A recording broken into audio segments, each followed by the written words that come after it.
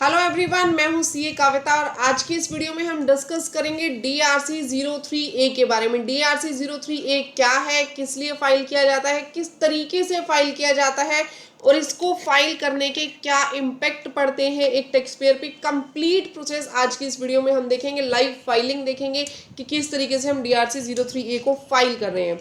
ठीक है, सबसे पहले तो ये जान लीजिए कि DRC 03A क्या है। देखिए, DRC 03A को जानने से पहले आप थोड़ा सा पीछे जाइए। आप लोगों ने DRC 03 बनाया होगा अपनी कंपनी का, अपने क्लाइंट का।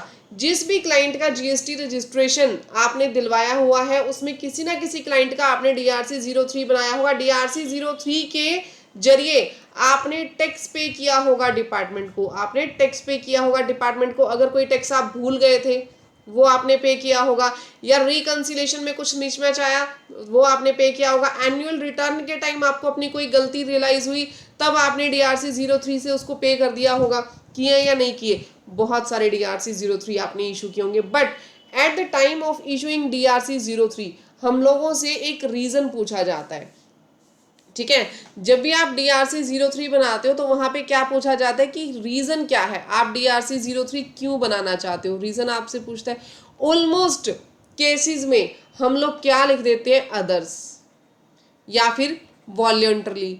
ये रीजन हम डाल के और DRC 03 फाइल कर देते हैं। वहां पे टाइम पीरियड हम जरूर मेंशन कर देते हैं कि इस टाइम पीरियड से इस टाइम पीरियड के बीच का DRC 03 हम बना रहे हैं। रीजन बिंग वहां बताना जरूरी होता है। या फिर छोटा सा हम कोई रीजन, यहाँ एक डिस्क्रिप्शन बॉक्स होता है उसमें डाल देते हैं कि इसी वजह से हमने DRC 03 बनाया। क्लियर?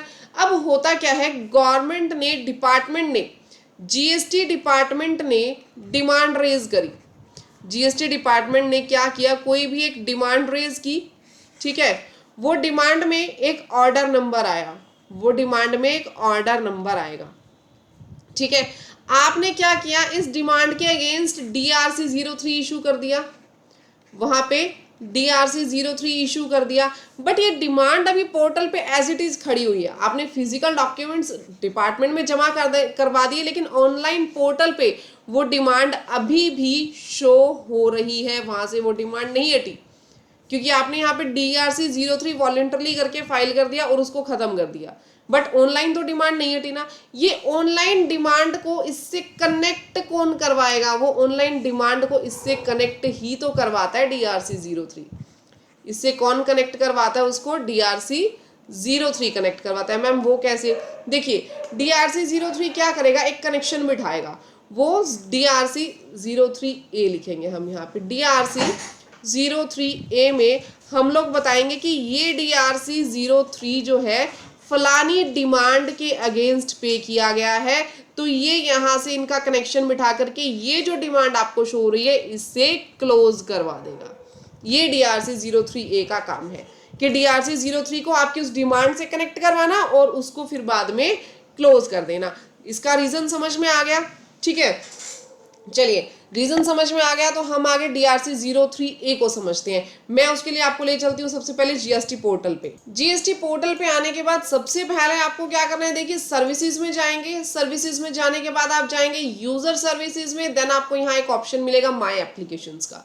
ठीक है, यहाँ पे आपको क्लिक कर देना है। माई एप्लीकेशंस पे क्लिक करते ही आपके पास यहाँ पे डिफरेंट एप्लीकेशंस जो है वो ओपन हो जाएंगी। यहाँ से आपको सिलेक्ट करना है ये वाला option, adjustment of payment through DRC 03। Payment कहाँ से हुई थी, DRC 03 से, फ्रॉम GST DRC 03A। ठीक है, और अब हम उसको एडजस्ट कर देंगे DRC 03A से। यहाँ से आपको न्यू एप्लीकेशन पे क्लिक कर देना है। न्यू एप्लीकेशन पे जाने के बाद आपके पास ये फॉर्म ओपन हो जाएगा। ठीक है, ये जो फॉर्म आपके पास आया है, यहाँ पे आप अपना DRC 03 का रेफरेंस नंबर दोगे। जैसे ही आप यहाँ पे रेफरेंस नंबर दोगे, date of filing, cause of payment, period जो है ये ऑटोमेटिकली आ जाएगा। DRC की 03 की जो डिटेल्स है, DRC 03 में टैक्स कितना पे हुआ था, इंटरेस्ट, पेनल्टी, फीस जितनी भी पे हुई थी वो आपके पास यहाँ पे इस कॉलम में शो कर जाएंगी। देखिए, जैसे यहाँ पे आपने एंटर किया ये DRC 03 नंबर, ये date of filing, cause of payment, period, यहाँ पे कब से कब तक का आपके पास ये DRC 03 था। ठीक है, यहाँ पे IGST, CGST, SGST, सेस जितनी भी वैल्यूज हैं ये ऑटोमेटिकली आपकी यहाँ पे फुलफिल हो जाएगी ये टैब। क्लियर? इसके बाद आपको नीचे ना ये एक ऑप्शन मिलेगा डिमांड ऑर्डर नंबर का। यहाँ कौन सा डिमांड ऑर्डर नंबर देना है? जिस डिमांड को आपने क्लोज करवाना है, जिस डिमांड को आपने एडजस्ट करना है किससे? DRC 03 से, वो आपको यहाँ पे शो करना है। उसके शो करने के बाद ये जो है आपके पास टैब्स, ये ऑटोमेटिकली फुलफिल हो जाएंगे यहाँ पे। इन टैब्स के साथ साथ ये जो आपकी आउटस्टैंडिंग डिमांड है, जो आपने आउटस्टैंडिंग डिमांड पे करनी है, ये भी ऑटोमेटिकली यहाँ पे अपडेट हो जाएगी कि इतनी इतनी आपकी डिमांड है और ये डिमांड आपको यहाँ पे करनी है। ठीक है, ऊपर आपके पास क्या आया? ये बैलेंस आया। ये जो ऊपर आपके पास अमाउंट आई ना बेटे, ये बैलेंस है कि आपने कितना अमाउंट यहाँ पे करना, कितना अमाउंट आपने DRC के थ्रू जमा करवाया है, DRC 03 के थ्रू आपने कितना अमाउंट डिपॉजिट करवाया था, ये वो अमाउंट है। क्लियर? नीचे क्या है? नीचे जो डिमांड आपने पे करनी है, जो डिमांड आपने पे करनी है, ये वो डिमांड है। यहाँ तक क्लियर हो गया? इसके बाद आपके पास देखिए आउटस्टैंडिंग डिमांड तो ये आ गई आप लोगों के पास, ये आउटस्टैंडिंग डिमांड है, ये सारी डिमांड हमने पे करनी है। फिर इसके बाद जो आउटस्टैंडिंग डिमांड आपने पे करनी है, यहाँ पे नीचे आपके पास एक बटन होगा एडजस्टमेंट ऑफ डिमांड का। इस एडजस्टमेंट ऑफ डिमांड पे हम लोग क्लिक करेंगे। यहाँ पे हम क्या करेंगे? एडजस्टमेंट ऑफ डिमांड पे क्लिक करेंगे। लेकिन ध्यान रखिएगा, देखो जब भी आप DRC बनाते हो, जब भी आप DRC बनाते हो तो दो तरीके से उसमें पेमेंट होती है। DRC 03 की दो तरीके से पेमेंट होती है। एक होती है कैश में और या फिर क्रेडिट लेजर के थ्रू, या फिर क्रेडिट लेजर के थ्रू, जो भी आपके पास ITC होता है, ITC में से आप पे कर देते हो। ठीक है, अब अगर मैं बात करूं टैक्स की, तो टैक्स को तो हम एडजस्ट कर सकते हैं क्रेडिट लेजर में से भी। जो ITC है, ITC में से टैक्स एडजस्ट हो जाता है। लेकिन अगर मैं बात करूं इंटरेस्ट की, पेनल्टी की, ठीक है, तो ये कहाँ से? ये कैश में से ही सेट ऑफ होता है, इसको आप ITC में से सेट ऑफ नहीं कर सकते। ये आप सभी को पता होगा, यस और नो?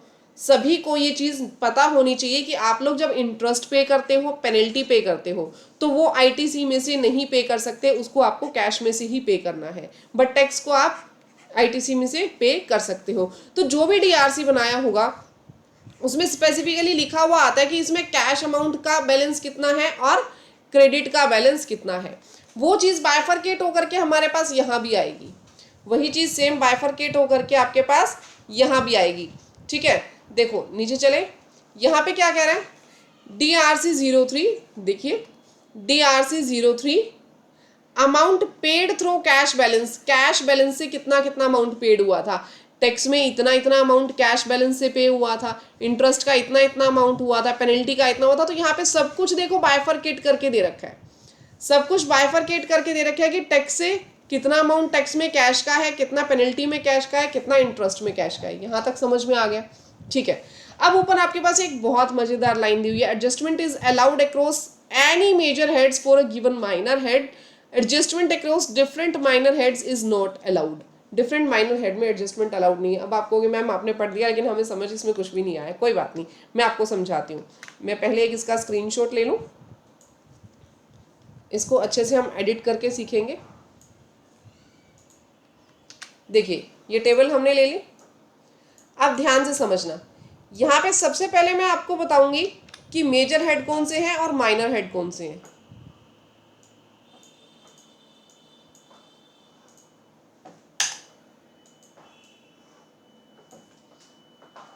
देखिए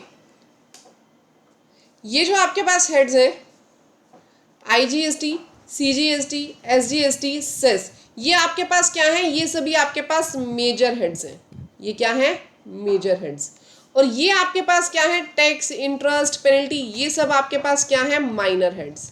ये सब आपके माइनर हेड्स हैं। यहाँ तक बात समझ में आई? मेजर हेड क्या है और माइनर हेड क्या है। अब ये कहना क्या चाह रहे हैं आपको? ये कहना चाह रहे हैं कि आपके पास अगर IGST के अंदर 50 रुपए हैं, अगर आपके पास IGST में 50 रुपए है, ठीक है, तो टैक्स के अंदर अगर ये मैं बात कर रही हूँ टैक्स में अगर IGST में 50 रुपए, तो वो IGST का पैसा CGST के लिए और SGST के लिए भी आप खर्च कर सकते हो। ठीक है, अगर टैक्स के अंदर पैसे हैं, एक सेकंड में इसको रब कर लूँ, बहुत अच्छे से आप लोगों को क्लियर हो जाएगा। ठीक है, मेजर हेड माइनर हेड आप लोगों को क्लियर हो गया। अब इसमें ध्यान से समझो, यहाँ पे ये IGST है, IGST हेड में आपके पास 50 रुपए हैं। कौन से हेड में? माइनर, कौन से माइनर हेड में? टैक्स में। तो ये कह रहा है कि जो मेजर हेड है ना उसके माइनर हेड में जिसमें पैसे हैं, तो अलग मेजर हेड के माइनर हेड में भी अगर आप यूज करना चाहो तो कर सकते हो, यानी सीजीएसटी के टैक्स में भी ये पैसा यूज करना चाहो तो कर सकते हो, एसजीएसटी के टैक्स में ये पैसा यूज करना चाहो कर सकते हो। बट अगर मैं चाहूं ये 50 रुपए इंटरेस्ट में यूज हो जाए, नहीं हो सकते।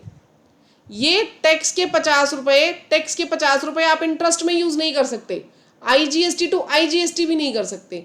लेकिन अगर आप आईजीएसटी के इंटरेस्ट के पैसे, अगर आप आईजीएसटी के इंटरेस्ट के पैसे सीजीएसटी के इंटरेस्ट में और एसजीएसटी के इंटरेस्ट में यूज करना चाहो कर सकते हो। पेनल्टी जो है सीजीएसटी की, जो पेनल्टी है वो आईजीएसटी की पेनल्टी में और एसजीएसटी की पेनल्टी में यूज कर सकते हो। बट अगर इसी को मैं यूज करना चाहूं इसके सीजीएसटी के इंटरेस्ट में या फिर आईजीएसटी के इंटरेस्ट में या फिर एसजीएसटी के इंटरेस्ट में, तो यहां पे आप इसको यूज नहीं कर सकते, नहीं कर सकते, नहीं कर सकते। सेम माइनर हेड में आप उसको यूज कर सकते हो, मेजर हेड चाहे कुछ भी हो, ठीक है। ध्यान से सुनो, माइनर हेड अगर सेम है, माइनर हेड अगर सेम है तो आप उसको कहीं भी यूज कर सकते हो। माइनर हेड सेम है तो आप उसको टैक्स टू टैक्स, ठीक है, interest to interest, penalty to penalty कहीं भी यूज करो, नो इशू। बट अगर माइनर हेड सेम नहीं है, अगर माइनर हेड सेम नहीं है और मेजर हेड भले ही सेम हो, अलग अलग हो, हमें कोई फर्क नहीं पड़ता, माइनर हेड अगर सेम नहीं है तो आप एडजस्ट नहीं कर पाओगे। अब ध्यान से पढ़ो इस लाइन को, adjustment is allowed across any major head, किसी भी मेजर हेड में करो पर माइनर हेड सेम होना चाहिए। Adjustment across different minor head is not allowed, अगर माइनर हेड अलग अलग है तो एडजस्टमेंट अलाउड नहीं है, यानी टैक्स की एडजस्टमेंट इंटरेस्ट में, इंटरेस्ट की पेनल्टी में, इनकी आपस में एडजस्टमेंट अलाउड नहीं है। ये सेम है तो मेजर हेड चाहे कुछ भी हो आप एडजस्ट करो अमाउंट को। यहां तक अमाउंट, यहां तक ये चीज क्लियर हो गई। देखो जब आप उसको प्रैक्टिकली फाइल करने जाओगे ना तो ये कंसेप्ट आप लोगों को पता होना चाहिए। Clear everyone? ठीक है, अब यहाँ पे आपके पास क्या आ जाएगा। अब सबसे पहले तो हमने यहाँ पे देखा कि कितना अमाउंट, ये आपके पास टेबल क्या बता रही है कि कितना अमाउंट आपके पास कैश में अवेलेबल है, कैश में कितना अमाउंट अवेलेबल है, ठीक है।